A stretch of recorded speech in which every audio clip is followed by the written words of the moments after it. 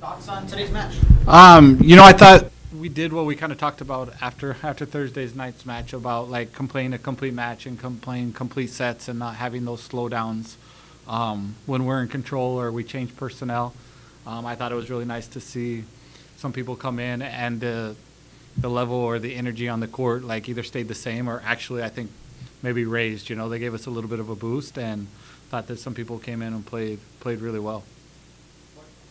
Today for you, Coach, now everyone on this team or on the roster has a match played. Just how good does that feel for you as a coach now that everyone has contributed in one way or another? Yeah, I think that's important. Like when you talk about building a program, and some of them are young. Freshmen getting opportunities today, and a lot of sophomores, young kids getting opportunities today. And I think that's what we have to do. The only way they're going to grow up is to grow up during matches.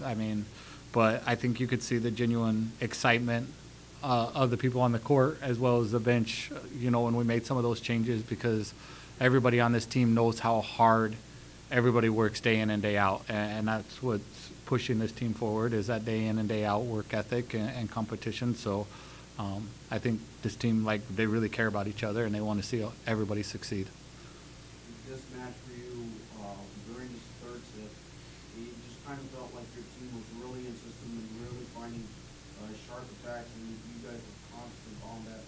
Just what do you feel that will have that between sets 2 and 3 talks were like for you in there as set 3 started?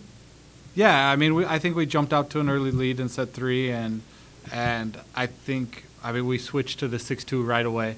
And that gives us one more attacker in every rotation and, not having to rely on the attack out of the back row. And I thought Giovanna tagged a lot of blocks and gave us some easy digs. And then she also, put some balls away in that 6-2 flip. And I thought Alessia came in and delivered some really good balls to the outside as well and keeping with the tempo. So I think it's like when we do that flip, Alessia and Tini do set a little bit different tempo ball.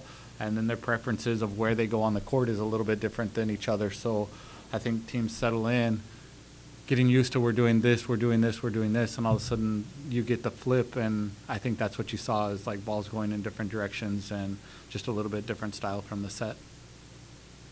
All right, coming up is a little bit of a payback game against Texas A&M Corpus Christi, and you're going to start a four-game swing. You start with them.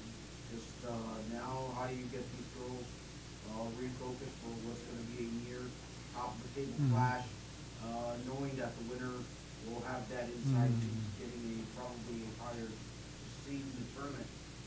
Yeah, we felt like we let one slip away against Corpus here, and I think the girls felt that as well. So we'll see what kind of adjustments we need to make and go up there and hopefully get one to start this road trip on a win on the road, and then it can't get through the first one, and then obviously a tough trip after that with Lamar and finishing up. They're playing good volleyball as well. So next week's a definitely an important trip for us. Absolutely. You talk about that next week's trip being very important because after the A&M Corpus Christi, you're going to see 3 straight schools that you're only going to see once. Yes. And everything is on the road.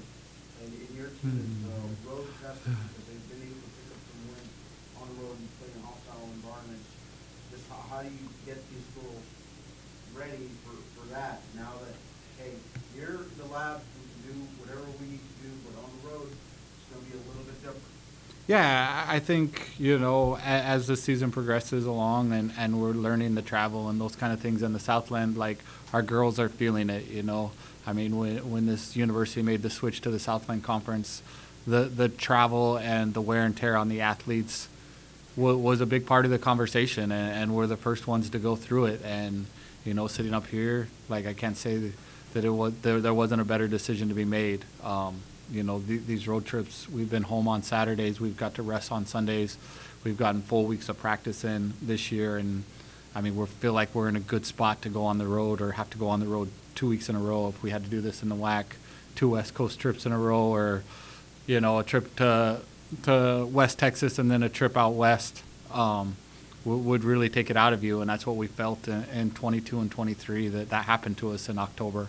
And we didn't feel so much in October. We were able to get wins on the road, but then we closed out the conference tournament and those kind of things, and we felt like we were a little depleted. And, you know, halfway through this conference trip and a couple conference road trips out of the way, I can tell you that it's different. And, you know, I'm sure there's going to be some other coaches later in this season that are going to sit up here and say the same thing about the way they feel like their team is recovering and getting prepared for road matches. Thank you.